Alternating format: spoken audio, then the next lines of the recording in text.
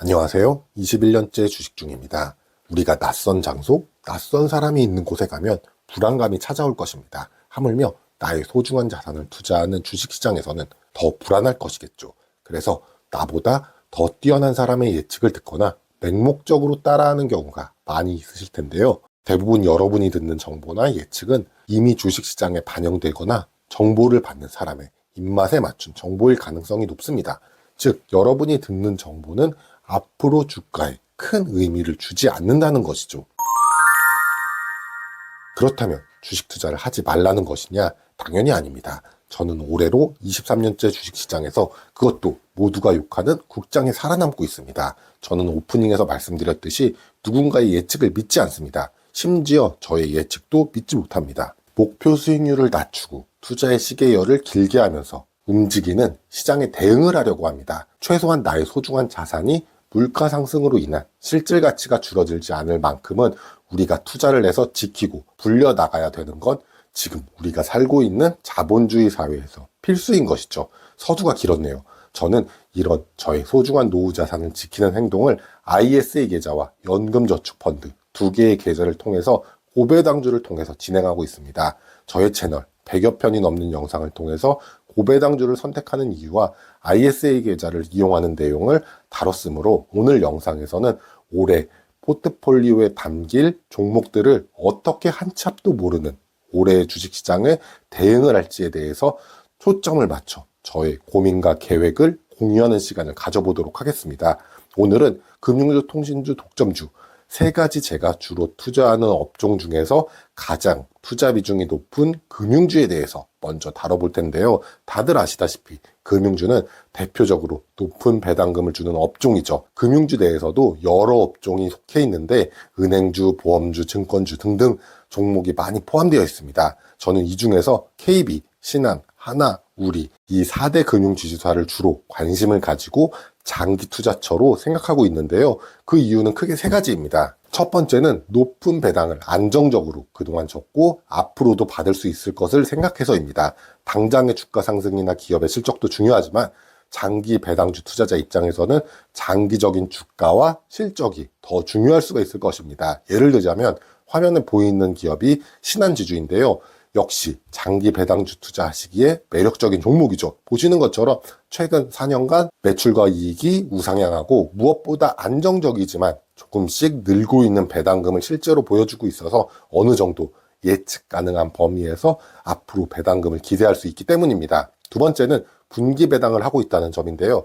1년에 한 번 배당을 주는 종목보다 매분기 배당을 준다는 자체로도 투자자에게 보내는 신호는 배당에 더 적극적이고 진심이다라는 것을 보여줄 뿐만 아니라 투자자가 더 자주 배당금을 받기 때문에 1년 동안 같은 돈을 받더라도 그 빈도를 더 자주 받는 것이 현금 흐름에 더 좋겠죠.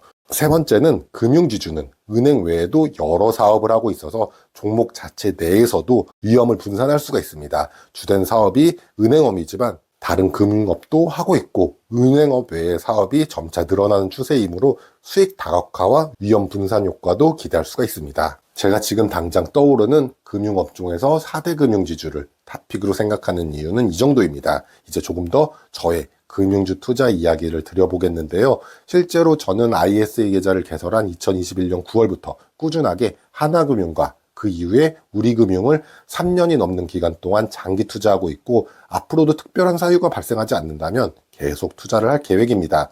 작년 한 해 동안 제가 금융주를 보유하면서 대응했던 이야기와 올 한 해 대응 계획을 말씀드리겠습니다. 먼저 다들 아시다시피 작년 금융주는 12월을 제외하고 주가의 움직임이 좋았습니다. 배당주 투자가 익숙치 않으신 분들은 이 정도의 1년의 주가의 움직임이 뭐가 좋은지 동의를 못 하시는 분들도 물론 있을 수 있겠지만 1년에 배당금을 약 7% 가까이 주면서 작년과 같이 이런 주가의 움직임이라면 매우 훌륭하다라고 할 수가 있는데요. 저의 금융주 투자 작년 성과를 공유해드리자면 저는 하나금융에서 작년 평균적으로 약 2,500만 원 정도를 투자하면서 시세차익 수익으로 875만 원, 배당소득으로 154만 원, 총 1,029만 원의 수익을 거뒀고 우리금융은 평균 약 2천만 원 정도를 투자하면서 시세차익 수익으로는 657만 원, 배당소득으로는 100만 원의 총 757만 원의 수익을 거뒀습니다. 저의 지난 영상을 꾸준히 보신 분들은 아시겠지만 저의 투자 원칙은 적절한 현금 비중을 지키면서 20일 이동 평균선 위에 주가가 있으면 분할 매도로 현금 비중을 확보하고, 이렇게 확보한 현금 비중으로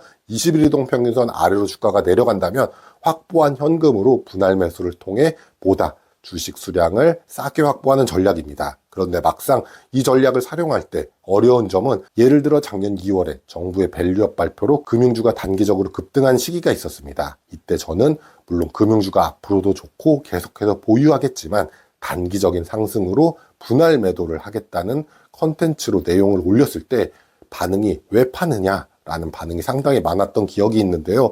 저도 마찬가지였습니다. 앞으로도 좋아 보였던 주식을 파는 것, 그리고 팔고 주가가 더 오를 때 후회도 들겠지만 그런 감정에 휘둘리기보다는 비싸게 시장에서 거래될 때, 즉 내 주식이 비싸게 시장이 사줄 때 내가 대응을 한다는 마인드로 분할 매도를 했었습니다. 그리고 작년 분기 배당 기준 일에는 배당금 확보를 위해서 만약 주식수가 부족하다 라고 하면은 기계적인 매수도 병행했습니다. 이 매매 방법과 작년 한 해 동안의 투자 일기는 연 1,000만 원 배당금 받기 프로젝트 재생 목록을 참고하시면 보다 자세히 알 수가 있을 텐데요. 그렇다면 이제 끝으로 올해 금융주 투자를 어떻게 할지 계획을 공유하면서 마무리하도록 하겠습니다.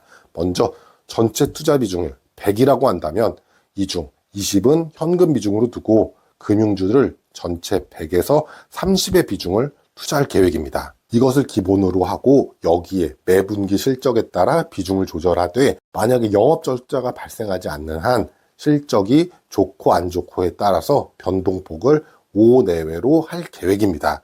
그리고 현금 비중도 국내외 시장 환경이 안정된다면, 특히 지금의 환율이 1,300원 아래로 안정화된다면 작년과 마찬가지인 현금 비중 15%의 비중으로 낮춰서 배당 주식수를 많이 확보하여 배당금을 많이 받을 수 있는 배당주 투자를 할 계획입니다.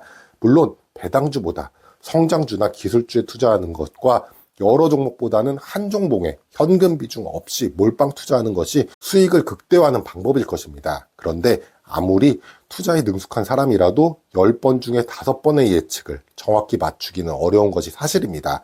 올해부터라도 나의 소중한 자산을 조금은 느리지만 시간이 지날수록 복리 효과로 인한 자산 증식을 노리는 투자를 긴 호흡으로 계획해 보시고 실천해 보시는 것 어떠실까요? 다음 영상에서는 저희 투자 업종 중 2번째 시간 독점주에 대해서 이야기해 보도록 하겠습니다. 오늘 영상이 도움이 되셨다면 구독, 좋아요 부탁드립니다.